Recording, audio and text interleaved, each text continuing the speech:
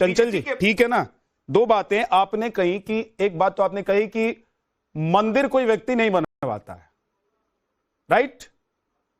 तो अगर मंदिर कोई व्यक्ति नहीं बनवाता है तो अयोध्या में राम मंदिर बीजेपी ने बनवाया है, इसीलिए हम लोग नहीं जाएंगे, ये किसने कहा?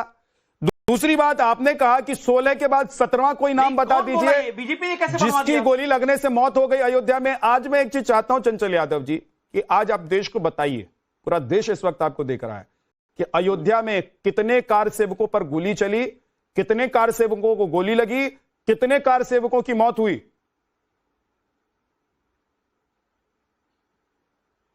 बताता हूं, 17 लोगों की जो है आधिकारिक डेटा है, मौत का डेटा है, वो आपके पास भी आंकड़े होने चाहिए। व्हाट्सएप यूनिवर्सिटी वाला डेटा अगर आप रखे हो तो मैं उसकी बात नहीं करूंगा। जो सुबह सुबह आरएसएस और बीजेपी के लोग जो है व्हाट्सएप यूनिवर्सिटी पे ज्ञान भेजते हैं कि सरजू का पानी लाल हो गया था। अब मुझे बताओ, जो नृपेंद्र मिश्रा तत्कालीन अधिकारी थे उस समय, वहां के प्रशासनिक अधिकारी थे, उनसे पूछ लो ना आप। तो सरकार आपकी क्या कर रही थी? पूछो कितने लोगों की मौत हुई थी, आपकी सरकार क्या कर रही थी? आज सरकार क्या कर रही थी? वो मौत का जिम्मेदार नृपेंद्र मिश्रा, मैं पूछ रहा हूं नृपेंद्र मिश्रा को क्या ये खुली छूट मिली हुई थी कि बंदूक में जितनी गोलियां हैं वो जब मन करे कार सेवकों पर उतार दो?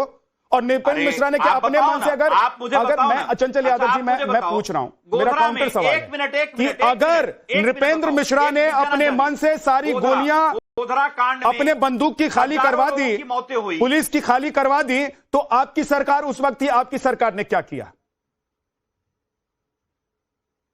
इसीलिए तो बीजेपी ने उनको जो है श्री राम भगवान ट्रस्ट आपने क्या किया? बीजेपी ने जो किया वो संजय चौधरी से जवाब लूंगा मैं। आप बताइए कि अगर कार सेवकों पर गोली चली थी, संजय भाई, कार सेवकों पर गोली चली थी चंचल यादव जी, और नृपेंद्र मिश्रा के कहने पर अगर आप लोगों के हिसाब से चली थी तो आपकी सरकार क्या कर रही थी?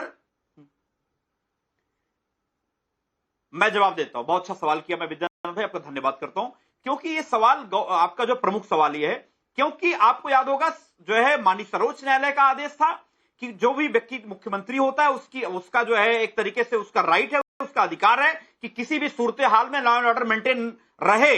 और आपने देखा होगा अभी कितने लोगों को गोलियों से भूना जाता है, जाति देख करके भूना जाता है, धर्म देख के भूना जाता है। अभी आज एक यूपी का एक अधिकारी कहता है कि किस तरीके से जाति देख के बुलडोजर चलाया जाता है, धर्म देख के एनकाउंटर होते हैं। जवाब नहीं है चंचल यादव जी, कर रहे हो भाई? चंचल जी ये सही जवाब नहीं है। मेरे सवाल का जवाब अगर आप देना चाहते हैं ठीक है सर, नहीं देना चाहते हैं पास हो जाइए, लोग मारे गए, आप पास कीजिए, मैं दूसरे गेस्ट पे चला जाऊंगा। एक मिनट, आपने बाकी जो सवाल पूछे हैं उसका जवाब संजय चौधरी से लूंगा। 10 सेकंड। गोधरा कांड में 10, मैं बता रहा हूं, गोधरा कांड में देश के सारे कांड गिनवा दीजिए चंचल जी, चंचल यादव जी, आप देश के सारे कांड गिनवा दीजिए, मेरे एक सवाल का जवाब दीजिए। नृपेंद्र मिश्रा ने अगर गोली चलवाई, उस वक्त उत्तर प्रदेश में समाजवादी पार्टी की सरकार थी, नृपेंद्र मिश्रा पर उत्तर प्रदेश की सरकार ने क्या एक्शन लिया? और नृपेंद्र मिश्रा को क्या उत्तर प्रदेश की सरकार की तरफ से खुली छूट मिली हुई थी कि आप मन करे तो गोली चला देना, मन करे तो लाठी चला देना, मन करे तो कार से दबा देना? क्या कर दिया? तो नृपेंद्र मिश्रा को कहां बैठाया बीजेपी ने इस समय? बताओ ना मुझे आप। आपने क्या किया वो बताइए ना। नृपेंद्र मिश्रा उस ट्रस्ट का अध्यक्ष क्यों बनाया गया?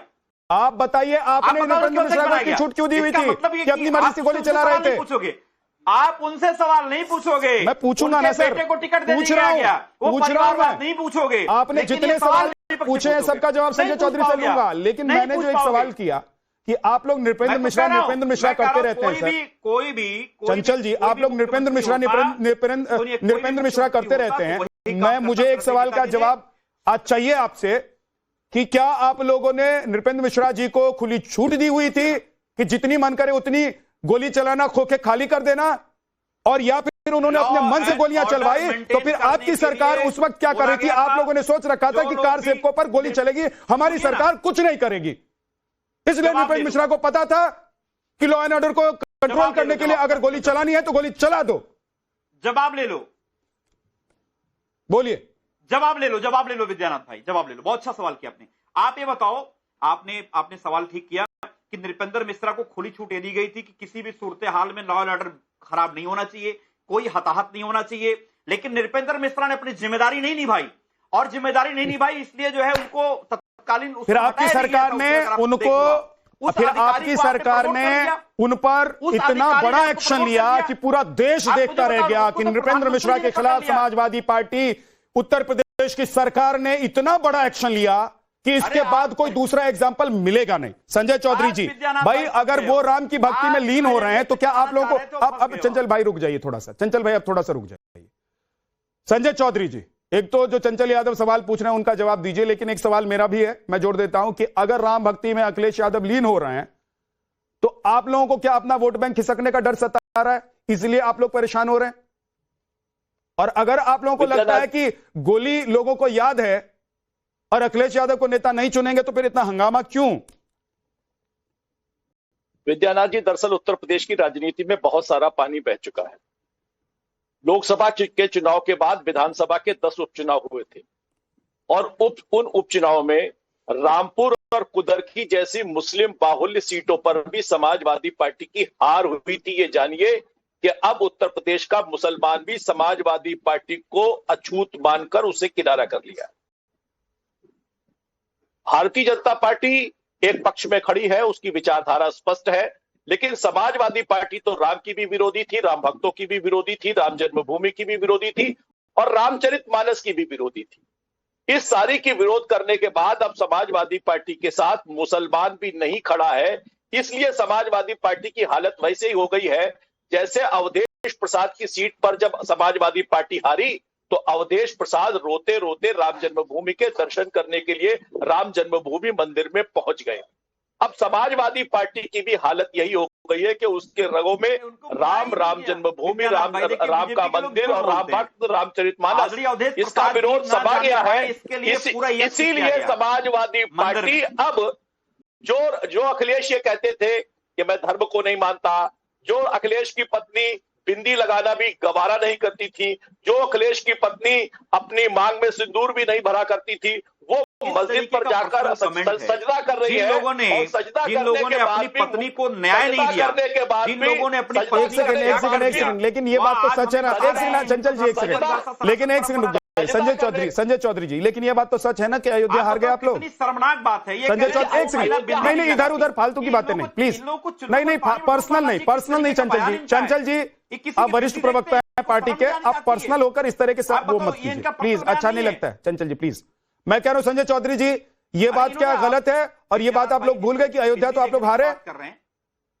हम अयोध्या हारे, लेकिन जिसने अयोध्या हराया उसी की विधानसभा सीट में भारतीय जनता पार्टी ने हराया। लेकिन राम भक्ति का झंडा लेकर अगर आप लोग चल रहे हैं तो समाजवादी पार्टी कैसे अयोध्या जीत गई? अयोध्या में चुनाव हुआ था क्या? जी, वही अवधेश प्रसाद अयोध्या की अपनी सीट पर जब हारे तो रोते हुए राम जन्मभूमि के मंदिर के दर्शन करने के लिए पहुंचे। यही तो मैं कह रहा हूं कि जब मुसलमानों ने भी समाजवादी पार्टी को छोड़ दिया, रामपुर हरा दिया, कुदरखी हरा दिया और अब विधानसभा के चुनाव में एक बार फिर से समाजवादी पार्टी को हराने की पूरी तैयारी कर ली है। इसीलिए अब अखिलेश यादव अवसरवादी राजनीति की तरह वैसे ही कर रहे हैं जैसे पहले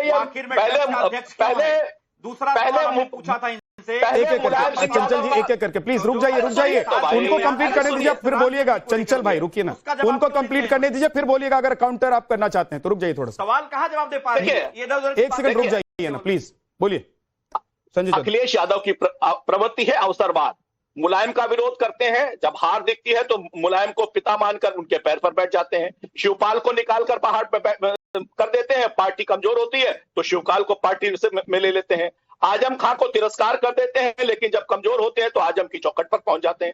अखिलेश यादव की अवसरवादी राजनीति के आधार पर ही ये कहा जा रहा है कि ये